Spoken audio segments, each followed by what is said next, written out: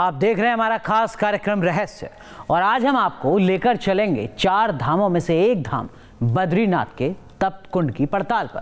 कहते हैं कि जो धाम महीनों तक बर्फ से ढका रहता है उसी धाम में एक ऐसा तप्त कुंड मिलता है जिसमें सदियों से गर्म पानी निकलता आ रहा है। हिंदू धर्म में चारों धामों का विशेष महत्व है। इनमें गंगोत्री, यमुनोत्री, केदारनाथ और बद्रीनाथ प्रत्येक हिंदू आना चाहता है। लेकिन क्या आपको पता है कि इन धामों में बद्रीनाथ एक ऐसा धाम है जहां गर्म कुंड यानी तप्त कुंड मिलता है, जिसमें हमेशा गर्म पानी मौजूद रहता है। कहा जाता है कि इस तप्त कुंड में स्नान करने से स्किन डिजीज यानी चर्म रोग की समस्याएं दूर हो जाती हैं। किसी व्यक्ति को अगर ऐसी बीमारियां हैं तो इसमें स्नान करने से उसकी बीमारी दूर हो जाती है। क्या ये सच है? और अगर ये सच है तो ये कैसे होता है? आज इस रहस्य का पता लगाने के लिए हम बद्रीनाथ धाम रवाना हो रहे हैं। जिस राज की पड़ताल के लिए न्यूज नेशन की टीम ने हिमालय का रुख किया, वो रास्ता हमें ऋषिकेश होते हुए रुद्रप्रयाग तक ले गया और रुद्रप्रयाग से जोशीमठ, जोशीमठ से आगे 4 धामों में से एक धाम बद्रीनाथ का कठिन रास्ता मिलता है, जहां कदम कदम पर पहाड़ दरकने का खतरा रहता है तो पर्वतों की सीधी चढ़ाई मिलती है। आखिर यही रास्ता हमें उस पर्वत चोटी तक ले गया जो वैष्णव के 108 दिव्य देशों में से एक माना जाता है। चमोली जिले के गढ़वाल हिल्स पर बना एक ऐसा धाम जो सिर्फ अप्रैल से नवंबर के बीच ही खुला रहता है। बाकी समय में 3113 मीटर ऊपर बसा ये धाम बर्फ के पहाड़ से ढका रहता है। इस वक्त हम बद्रीनाथ धाम में मौजूद हैं और हमारे ठीक पीछे आप देख सकते हैं भगवान बद्री विशाल का ये खूबसूरत मंदिर देख सकते हैं, जो अलौकिक है, जो ऐतिहासिक है, जो पौराणिक है। आप ठीक सामने देखिए भगवान बद्री विशाल का मंदिर। ये भगवान विष्णु का मंदिर है जहां भगवान विष्णु विग्रह रूप में रहते हैं और यहाँ विराजमान है। ठीक पीछे जो आपको ये पूरी पहाड़ी दिखाई दे रही है, ये नीलकंठ पर्वत की पहाड़ी है। यानी ये कहा जा सकता है कि साक्षात शिव यहाँ पर मौजूद हैं और शिव यहाँ पर इस पूरी जो चोटी है, ये पूरा जो पर्वत है, ये नीलकंठ का पर्वत है। इसलिए यहाँ पर विष्णु और महेश दोनों यहाँ मौजूद हैं। दोनों की मौजूदगी इस बद्री का आश्रम को, इस बद्री विशाल को पूरा करती है। किसी सरधाम में गर्म पानी का एक कुंड मिलता है। माना जाता है कि इस गर्म कुंड में नहाने से स्किन के सारे रोग दूर हो जाते हैं। अंदर जब घुसते हैं तो शरीर का टेम्परेचर जो बाहर का है और जो अंदर का टेम्परेचर है, फर्स्ट बार तो थोड़ा हीट लगता है। इसके बाद जब हम अंदर आते हैं तो टेम्परेचर नॉर्मल हो जाता है यहाँ का। ये कहा जाता है कि तप्त कुंड में अगर आप स्नान करते हैं तो जो त्वचा संबंधित बीमारियां हैं, स्किन डिजीज हैं, वो खत्म होती हैं। स्किन के सारी प्रॉब्लम पूरे खत्म हो जाते हैं। इस कुंड पे मानते हैं, ऐसे लोग यहाँ कहते हैं और ऊपर वाले की देन है। अब हमारे सामने सवाल था कि आखिर वो तप्त कुंड कैसा है और अगर बद्रीनाथ में हड्डियां जमा देने वाली ठंड पड़ती है तो इस कुंड में गर्म पानी आता कहां से है। सवाल यह भी था कि इस कुंड में गिरने वाले जल की अविरल धारा सदियों से सूखी क्यों नहीं। तप्त कुंड के पास इस वक्त हम पहुंच गए हैं और इस वक्त आप मेरे ठीक पीछे देखेंगे अगर दाईं ओर, तो ये पूरा तप्त कुंड है। ये पुरुषों के लिए तप्त कुंड बना है। यहाँ पर जितने भी मेल होंगे वो यहाँ पर स्नान करते हैं और जैसा कि हमने पहले भी कहा कि रहस्य तप्त कुंड का काफ़ी गरमाया है और ये कहा जाता है कि इसमें नहाने से जो चर्म रोग संबंधी बीमारियां हैं वो दूर हो जाती हैं। ठीक बाईं ओर अगर आप देखेंगे तो एक महिला कुंड भी है। जो महिला श्रद्धालु आती हैं उनके स्नान के लिए ये महिला कुंड बना हुआ है। ये जो पूरा तप्त कुंड है, इसका जो पूरा अगर आप स्रोत देखेंगे, पूरा जो जल है ये मंदिर के ठीक ऊपर से आ रहा है।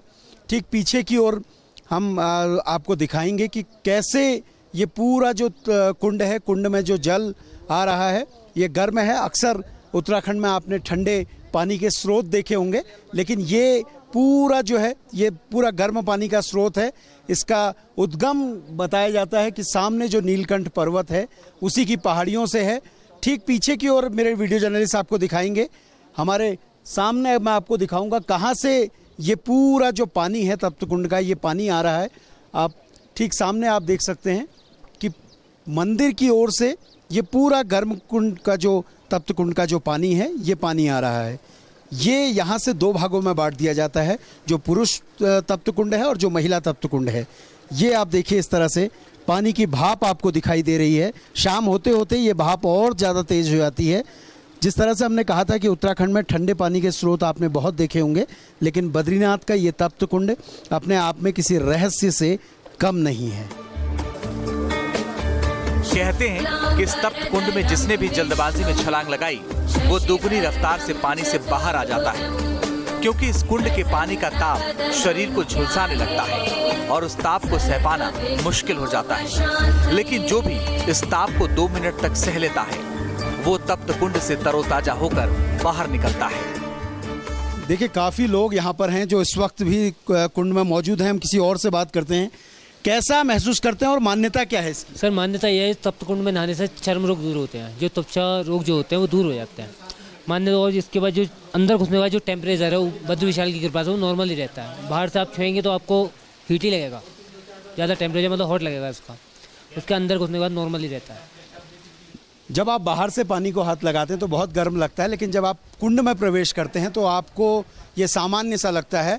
ये भगवान बद्री विशाल की ही कृपा है, ऐसा इन लोगों का कहना है जो यहाँ पे स्नान कर रहे हैं। ऐसा है कि मंदिर बाद में बना ये, तब तो कुंड सतयुग से यहाँ पर रहा है और तब तो कुंड की इतनी महिमा है इसकी स्नान की कि कैसा भी आदमी को रोग हो या वो सारे के सारे नष्ट हो जाते हैं।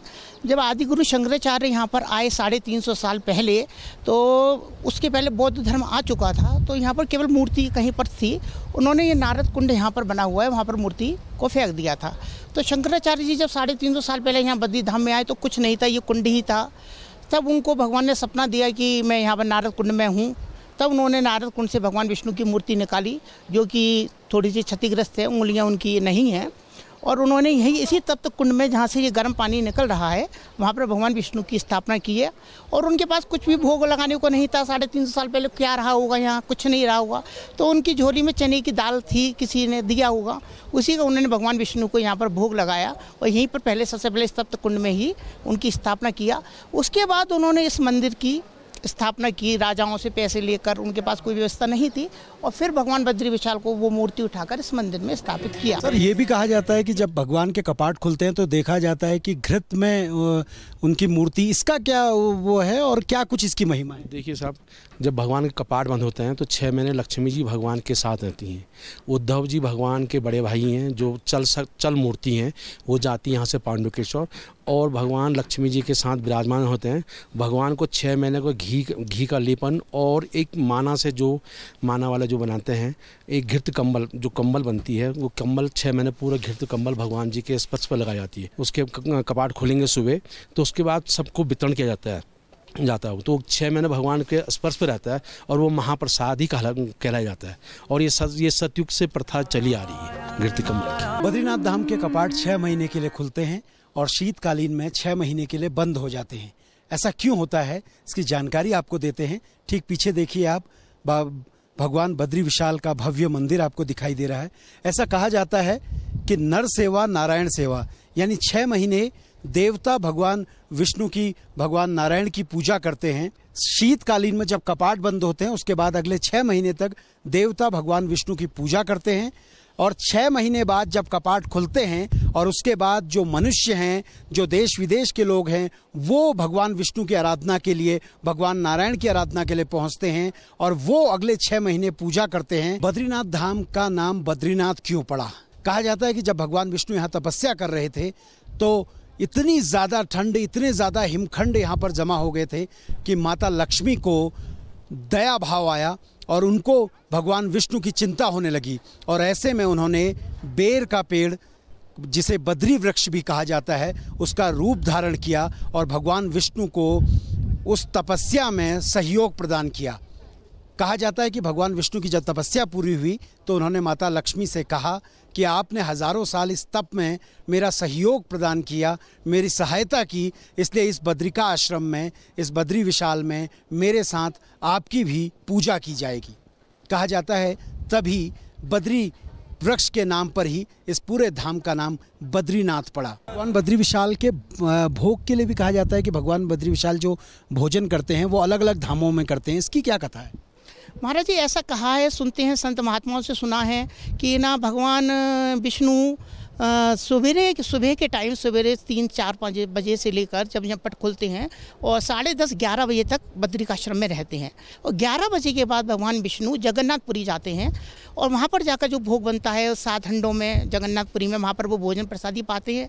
उसके बाद 3 घंटे के लिए महाराज जी 1 बजे से लेकर 3-4 बजे तक, तब इन्होंने वचन दिया था कि मैं 3 घंटे के लिए मणिकर्णिका घाट जो कि बनारस में है, जहाँ पर मुर्दे फूकते रहते हैं, जहाँ हरिश्चंद्र मुर्दे फूके, वहाँ पर 3 घंटे भगवान वहाँ पर तपस्या करते हैं, मतलब ध्यान लगाते हैं। और उसके बाद भगवान रात में सोने के लिए द्वारकापुरी जाते हैं अपनी रानियों के बीच और सवेरे फिर भगवान विष्णु फिर बद्रिकाश्रम में। बद्रीनाथ को 4 धामों में से एक धाम माना जाता है और ये यात्रा बेहद कठिन मानी जाती है। तो आज के शो में बस इतना ही। देश और दुनिया की तमाम खबरों के लिए आप देखते रहिए न्यूज़ नेशन।